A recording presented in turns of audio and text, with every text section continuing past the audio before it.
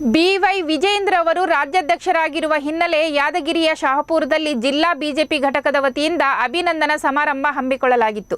ಇನ್ನು ಅಭಿನಂದನಾ ಸಮಾರಂಭದ ಜೊತೆಗೆ ಬಿಜೆಪಿ ಜಿಲ್ಲಾಧ್ಯಕ್ಷರ ಪದಗ್ರಹಣ ಹಾಗೂ ಕಾರ್ಯಕರ್ತರ ಬೃಹತ್ ಸಮಾವೇಶವನ್ನು ಕೂಡ ಆಯೋಜನೆ ಮಾಡಲಾಗಿತ್ತು. ತೆರೆದ ವಾಹನಗಳಲ್ಲಿ ಮೆರವಣಿಗೆ ಮೂಲಕ ಬಿವೈ ವಿಜೇಂದ್ರ ವೇದಿಕೆ ಕಾರ್ಯಕ್ರಮಕ್ಕೆ ಆಗಮಿಸಿದರು. ಇನ್ನು ರಾಜ್ಯಾಧ್ಯಕ್ಷ ಬಿವೈ ವಿಜೇಂದ್ರಿಗೆ ರಾಜ್ಯ ಉಪಾಧ್ಯಕ್ಷರಾದ ರಾಜುಗೌಡ ಪಿ ರಾಜೀವ್ ಸಾಥ್ ನೀಡಿದರು.